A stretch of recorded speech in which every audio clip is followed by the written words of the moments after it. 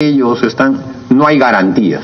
Y claro, un juez, para decirlo ya más precisamente norteamericano, que podría ser el que, además que son jueces de distrito los que van a decir estas cosas en los Estados Unidos, pueden decir efectivamente eso es una república bananera, ¿no? Eso creo que debería merecer un comentario también de nuestros distinguidos invitados, señor presidente. ¿Qué es lo que el gobierno de Brasil, por decir, digamos, la Procuraduría y el Ministerio Público brasileño van a enviar? ¿Documentos, declaraciones, confesiones ya hechas, o se van a tener que hacer de nuevo? En otras palabras, declara fulano en Brasil y dice que en el Perú hubo un pago de una coima, o sea, un tema relevante al Perú. ¿Esa persona será interrogada de nuevo o bastará con el documento que mande Brasil? ¿Cómo sabemos que Brasil nos manda todo o nos manda parte? Y ese también es uno de los puntos que creo que pueden dar luces a que si la investigación va a poder ser una investigación cerrada o va a poder ser una investigación colaborativa. En algún momento se pensó también en la gestión anterior del doctor Sánchez que a través del Ministerio Público se pudiera hacer que la Comisión Investigadora del Parlamento pudiera también interrogar a las personas implicadas que están en Brasil. Ese tema, ¿será posible reconstruirlo?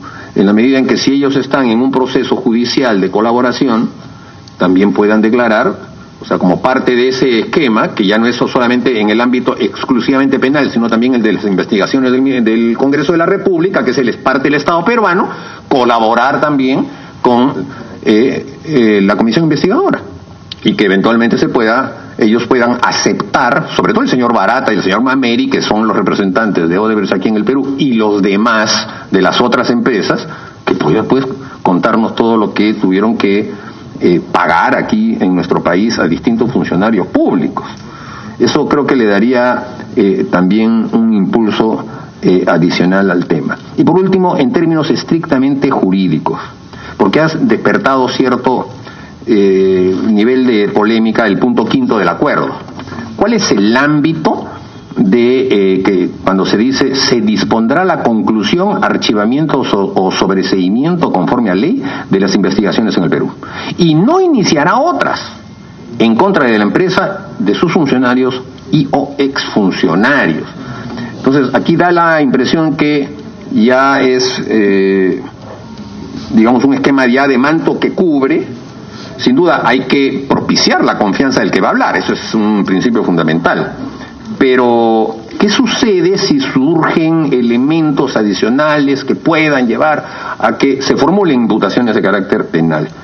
¿Esto es un candado o esto tiene algún tipo de lectura que permita que haya mecanismos de renegociación con la empresa a partir de hechos que la empresa pudiera o las empresas pudieran no haber colaborado? En ese sentido, Presidenta, mis preguntas para que pueda haber un... Sí, doctor Vela. Muchas gracias por su intermedio, señora Presidencia, señor congresista. Dentro de las varias preguntas voy a, si tal vez omito alguna, señor congresista, le suplico me haga usted recordar para poder también reconducir mis respuestas. Sobre el tema de las declaraciones que pudieran formular los fiscales y que puedan generar evidentemente un clima inapropiado para el desarrollo de las investigaciones, nosotros tomamos nota de ello y le hemos propuesto al señor fiscal de la Nación una política comunicacional ordenada. Es decir, que las comunicaciones hacia la prensa, hacia los medios de comunicación social en general, ¿no?, hacia la parte institucional, sea conducida también a través de el coordinador, que es el que tiene la información en principio de la parte operativa y que puede eventualmente también canalizar cualquier nivel, incluso hasta de insatisfacción personal, pero que tenga relación con lo que es la voluntad de tratar de ordenarnos todos en este esfuerzo. No hay que olvidar, congresista, que el país en general está viviendo una situación bastante compleja, hasta dramática en alguna medida. Y los fiscales somos seres humanos, no estamos ajenos a esas vicisitudes. Más allá de la ponderación y del equilibrio que se demanda a cualquier funcionario público y a cualquier fiscal, muchas veces el sentir, la subjetividad y el análisis personal de determinadas coyunturas vencen a la voluntad que está superpuesta hacia el servicio público, que es lo que nosotros hacemos. Yo no dudo, dentro de mi equipo, de la vocación de servicio de ningún fiscal, porque conozco de su dedicación, de su esfuerzo, de su trabajo. Pero ciertamente reconozco también que existe la necesidad de tener una política comunicacional coherente también con el momento. Y eso nos demanda orden, como bien usted lo ha referido. En ese sentido, yo he conversado con el señor fiscal de la Nación y muy respetuosamente le he puesto a su consideración de que cualquier nivel de comunicación se operativice a través del cargo que implica el ejercicio de estas tareas, que es el del coordinador del sistema. Naturalmente que es una preocupación, porque más allá de estas consideraciones que pueden siempre ser bastante subjetivas en orden a quien las escucha y a quien las siente, creo que necesitamos tener también un orden consustancial al momento en el que vivimos. Y creo que a partir de administrar correctamente las versiones, los dichos, el entendimiento de una investigación de esta naturaleza, vamos a ser capaces de transmitir mejor también nuestras preocupaciones. Nosotros, en el equipo renovado, remozado del Grupo Lavallato, lo que podemos testimoniar, independientemente de cualquier coyuntura política, lo que podemos dar fe es que a partir de que hemos sido encargados de esta tarea tan trascendente, hemos recibido todo el respaldo y toda la capacidad logística de la institución para hacer nuestro trabajo. Cualquier otra circunstancia no corresponde al ejercicio de nuestras tareas y, por tanto, más allá de cada opinión que mantengamos, estamos tratando de estar ajenos también a la coyuntura y concentrarnos fundamentalmente en nuestro trabajo. Reitero, los fiscales que integran el equipo Lavallato remozado son gente de mi absoluta confianza. Yo los respaldo, considero que son gente de bien. Y en ese sentido, más allá de cualquier circunstancia de orden necesario, yo creo que vamos a ser capaces de concentrarnos en lo medular, que es nuestro trabajo. En segundo término, sobre la remisión de la información, no hay ninguna restricción. Justamente el acta de entendimiento, que no es una adenda, ni es una renegociación de ningún contrato, ni de ningún acta inicial de acuerdos, implica ninguna restricción de forma alguna a lo que es el acceso a la prueba tanto en el país como fuera del país. Porque efectivamente, señor congresista, hay prueba que está dentro del país y hay prueba que no lo está. Justo hacía referencia a los procesos de corroboración en las colaboraciones eficaces. Hay información que tiene la empresa y hay información que no la tiene. Parte de esta información, que tiene incluso naturaleza sigilosa en el Brasil, está determinada también por los acuerdos que nosotros hacemos para mantener ese sigilo.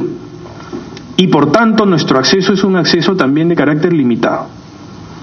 En ese orden de ideas, trae siempre mucho interés los servidores que tiene Odebrecht en Brasil. Antes estuvieron en Suiza.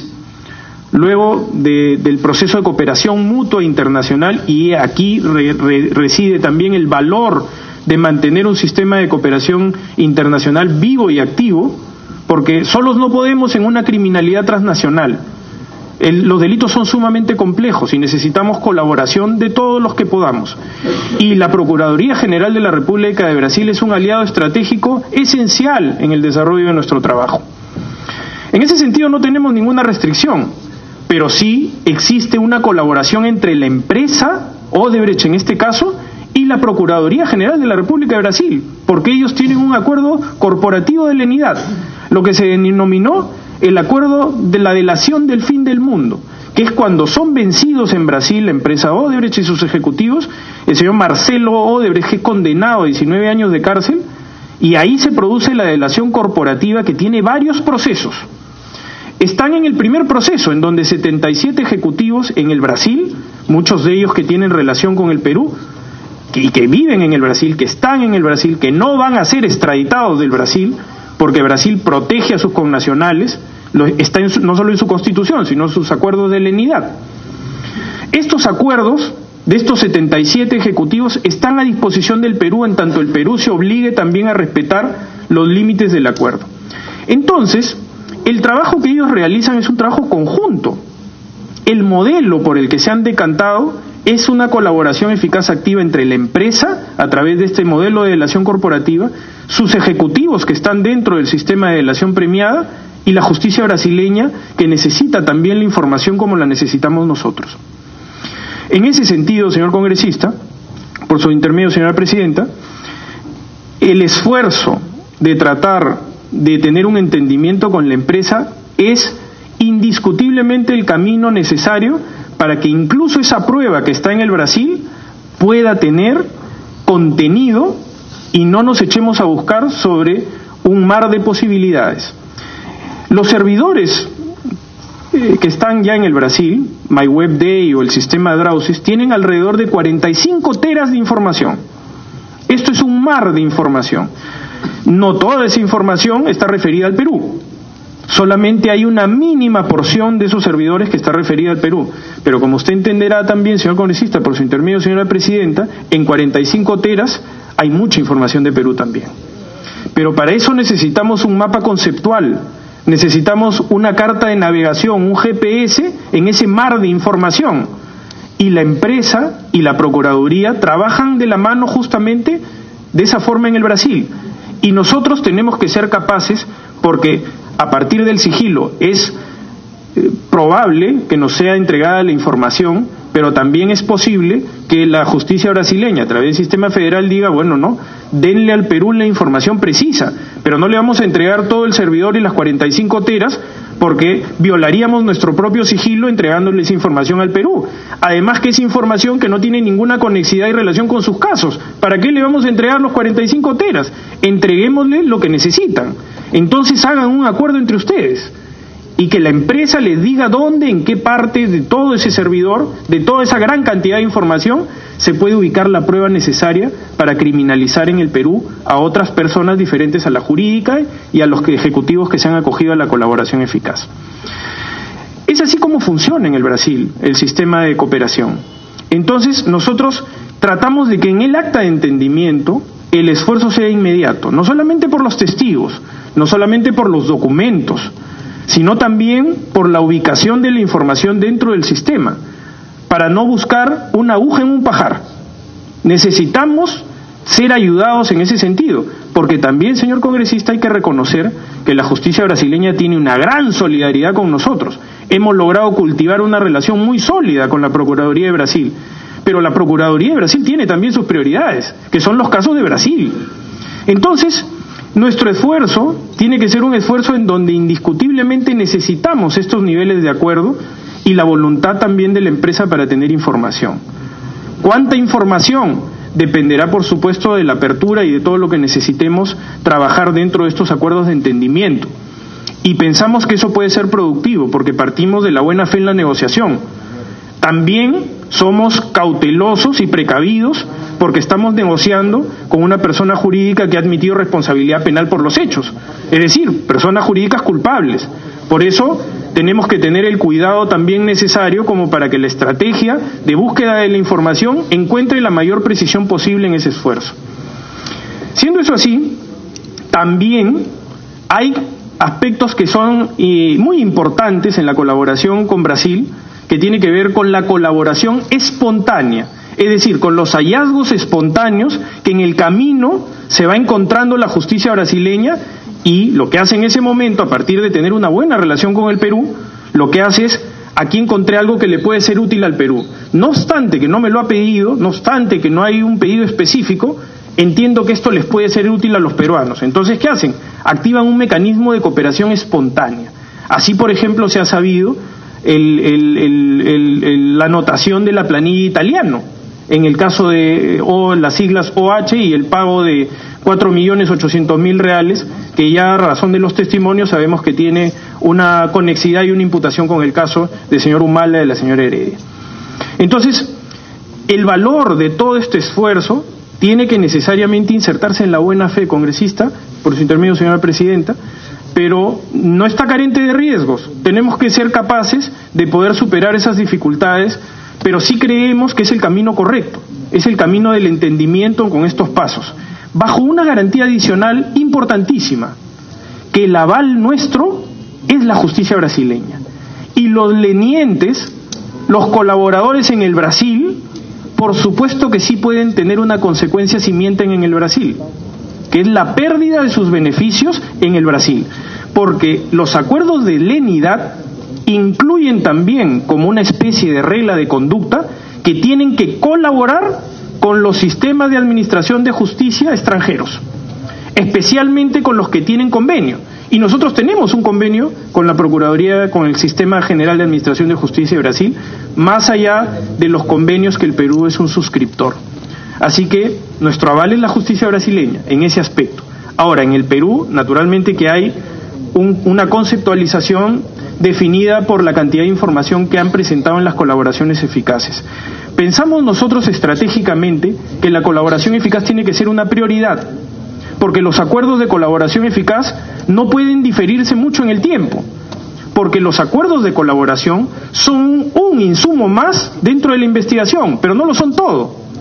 No se puede trabajar paradigmáticamente manteniendo abierto un acuerdo que más bien debe ser cerrado con prontitud y oportunidad, porque si no somos capaces de corroborar en 1 año y 8 meses, yo dudo mucho que en 1 año más lo podamos hacer. Es porque seguramente ha habido una dificultad o porque no se ha dicho la verdad. Y eso lo tenemos que definir y lo tenemos que concretar en un esfuerzo conjunto de definición de voluntades y de establecer justamente lo que ya tenemos como un plan estratégico definido, que es el correlato del acta de entendimiento con la empresa. Sobre el punto 5, congresistas, señora presidenta, por su intermedio con el señor congresista, efectivamente se han dicho muchas cosas y entiendo yo que son especulativas de buena fe. Yo no dudo de la buena fe de las personas que tienen una inquietud sobre los alcances de algo que ha sido objeto de transparencia. Y yo quiero recalcar ello, señor congresista, por su intermedio, señora presidenta, porque hemos culminado con cualquier cultura de secretismo, lo que no quiere decir que no mantengamos nuestro deber de reserva y de confidencialidad sobre algunos aspectos, porque si no violaríamos la ley y nosotros como fiscales somos tutores de la legalidad. Pero esencialmente en lo que corresponde a acuerdos de esta naturaleza, hemos tenido una actitud absolutamente transparente de poner en conocimiento lo que hemos acordado. A partir de ello es que se puede formular crítica, se puede formular opinión y nosotros estamos en la obligación de esclarecerlo. El punto 5 no es una garantía de impunidad, es una interpretación desde nuestro punto de vista y consideración sesgada. Lo que sucede, señor congresista, es que una investigación que se abrió mal, nosotros tenemos la obligación de corregir ese error, porque si no lo corregimos, la justicia brasileña nuevamente nos va a decir lo mismo, y nos va a decir, oiga, usted abrió investigación con prueba que obtuvo vía el convenio y la utilizó para criminalizar a la empresa que yo protejo. En otras palabras, si es que eso se hizo mal, se tiene que corregir. Y eso es lo que forma parte del acuerdo en el punto 5. Es decir, que si hubo una investigación que estuvo incorrectamente abierta porque se usó prueba que ha sido obtenida vía los convenios de cooperación internacional o vía los acuerdos de colaboración eficaz para criminalizar a la propia empresa, en un caso en donde no admite responsabilidad penal, eso está mal. Lo que dice en general la justicia brasileña para presentar ese aval, esa garantía, es usted puede criminalizar a la empresa si lo desea.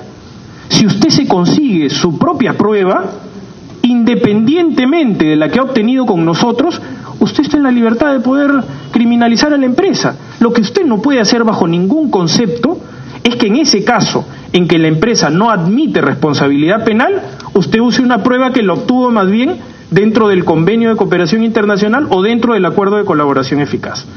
Por ejemplo, que sea una organización criminal, ¿no?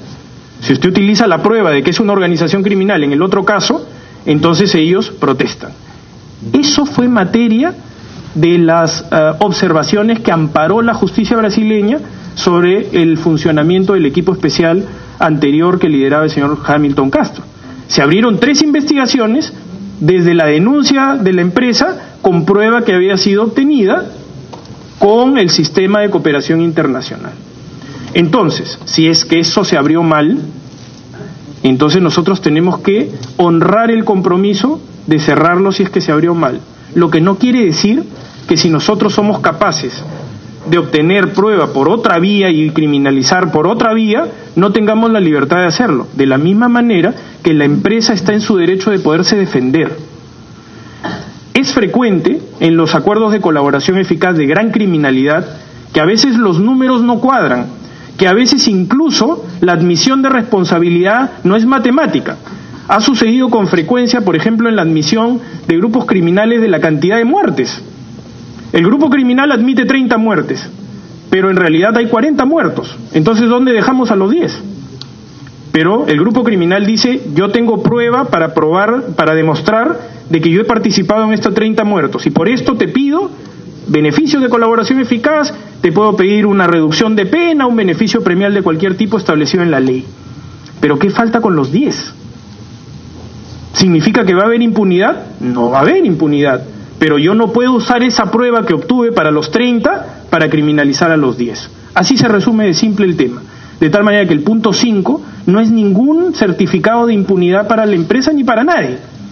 Es simplemente el correlato de una garantía, que es el uso de la prueba a través de los mecanismos de cooperación internacional y de los acuerdos de colaboración eficaz.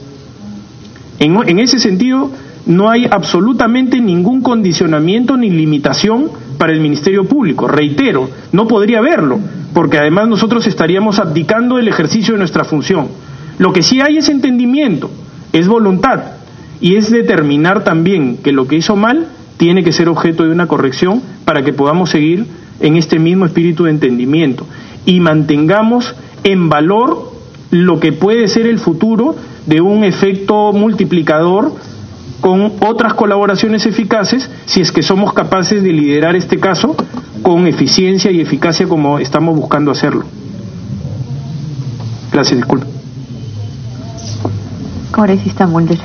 Quedó pendiente la organización del expediente preparatorio, preliminar que se esté haciendo, es decir, es por obra, es por caso, por persona, porque como es un megacaso, es evidente que abordarlo por algún lado es bien complicado, y eso puede generar que haya distintas velocidades, y de acuerdo además incluso a que unos colaboren y otros no, el caso se puede complicar.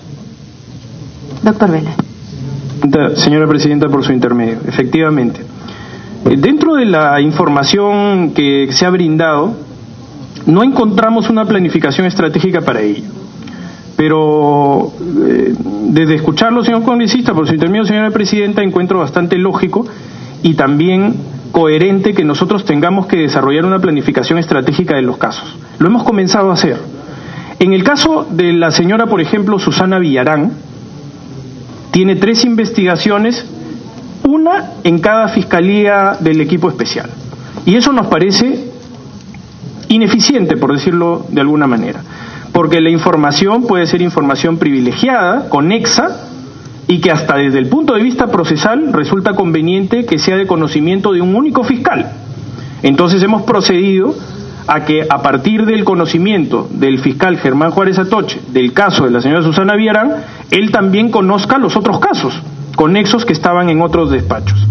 Nuestra política de implementación gira en torno a ello específicamente. Hemos mantenido la carga que ya venían conociendo los fiscales cuando se ha producido esta unificación. Es decir, el fiscal José Domingo Pérez Gómez mantiene la carga antigua que conocía, porque de hecho si no perdería aproximación respecto a lo que son los detalles cualquier fiscal nuevo que ingrese. Igual el caso del doctor Germán Juárez Atoche, que mantiene el caso del señor Humala Tazo y la señora Heredia y entre otros investigados. Ellos mantienen su carga, pero el lineamiento estratégico es que los fiscales que tengan casos cuya conexidad busque potenciar la eficiencia en el manejo de la información, deben tenerlos de manera, por supuesto, vinculada. Y esa es la atribución que tiene el coordinador de poder administrar los recursos humanos a partir de un reordenamiento de la carga. Y me parece fundamental lo que usted dice, señor congresista, por su intermedio, señora presidenta, de que tenemos que encontrar una fórmula de potenciar también nuestros recursos. Hemos recibido un fortalecimiento porque no solamente se han incorporado 2 nuevos fiscales, que es el caso del fiscal Juárez Atoche y el caso del fiscal José Domingo Pérez Gómez, sino que además ellos vienen acompañados de todos sus fiscales y de todo su personal administrativo que se ha sumado al equipo Lavallato. Los fiscales adjuntos también se han quedado, porque hay ciertamente una información de que el grupo Lavallato se desarticuló, es decir, que con las renuncias de los 4 fiscales esto es un descalabro, y eso es absolutamente falso, porque ningún fiscal adjunto ha renunciado, ningún personal administrativo ha renunciado a excepción de un perito. Después, todo el personal que conoce y es la fuerza operativa de las fiscalías, porque quienes conocen la operatividad en la fiscalía saben que los fiscales provinciales son los jefes de despacho, pero los adjuntos son los que te hacen el trabajo operativo. De tal manera que no se puede decir que alguna investigación pueda verse perjudicada por el cambio, porque no solamente está llegando gente de mucha experiencia, sino que además toda la fuerza de adjuntos y operativos se encuentra dentro del desarrollo de sus tareas y observaciones. La resolución 2701 del 2018, del 26 de julio, así lo demuestra, en donde se incorpora al equipo especial a los 2 despachos del doctor José Domingo Pérez Gómez y del doctor Germán Juárez Atoche, con toda su carga administrativa y su carga de fiscales adjuntos.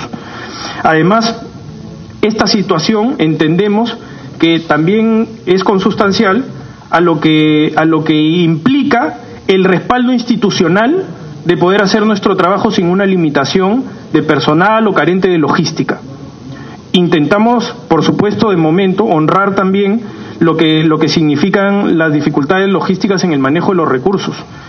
De hecho, siempre el manejo financiero es un problema, es una dificultad, pero nos insertamos en las obligaciones interinstitucionales, porque al haber fusionado, al haber unificado las fiscalías de lavado de activos y la fiscalía del grupo Lavallato, también incorporamos las obligaciones propias de lo que ha significado la aprobación del Plan Nacional de Lucha contra la Corrupción y del Plan Nacional de Lucha contra el Lavado de Activos y el financiamiento del terrorismo a través de la Contralaf. Entonces, en ese esfuerzo que ya está aprobado y que es interinstitucional, debemos encontrar también el aseguramiento presupuestal necesario, porque está incluido dentro de esos objetivos. Y ya no solamente se trata de lo que puede pedir el Ministerio Público, sino también de que estos planes son aprobados por el Poder Ejecutivo y participan todas las instituciones que tienen naturalmente un rol preponderante dentro del desarrollo de estas tareas. Gracias. Gracias, congresista Mulder. Congresista Morales. Gracias, presidente. Lo primero es que decir aquí en este momento para nosotros queda claro que esta es una sesión bastante protocolar, ¿no?, por las preguntas de mis colegas. Segundo, porque casi nada aporta a la investigación que estamos llevando, porque lo que se está tratando de ver aquí y frente a cámaras es que queremos una colaboración que antes no hubo, y bueno, este es un tema protocolar. Y bajo ese parámetro, y que estamos cerrando en este momento ya la investigación, que como lo dije en la parte inicial de esta sesión, nosotros no veo ninguna parte que lo que pueda aportar el Ministerio Público ahora pueda generar un informe totalmente diferente. O sea, ¿por qué? Porque ya estamos cerrando, ¿no? Tenemos 15 días para debatir, y si no es 10 días. Por lo tanto, entiendo que esta es una sesión protocolar. Y como es una sesión protocolar, también hay que decir algunas aclaraciones, presidente. Hay que hacer algunas aclaraciones. Voy a terminar, después le doy, por favor, con todo gusto. Bueno, en todo caso. Congresista Mulder, le concede la interrupción. No, para expresar una discrepancia abierta sobre el carácter relativamente protocolar que le quiere poner el congresista Humberto Morales, porque nuestra función efectivamente está en acopiar toda la información para hacer nuestro informe, pero nuestra función de representación es también tener la posibilidad del acceso a las personas que tienen las investigaciones y a cualquier otro funcionario público, para que a través de nosotros la población sepa qué es lo que se está haciendo con los recursos que la población le da al Estado peruano.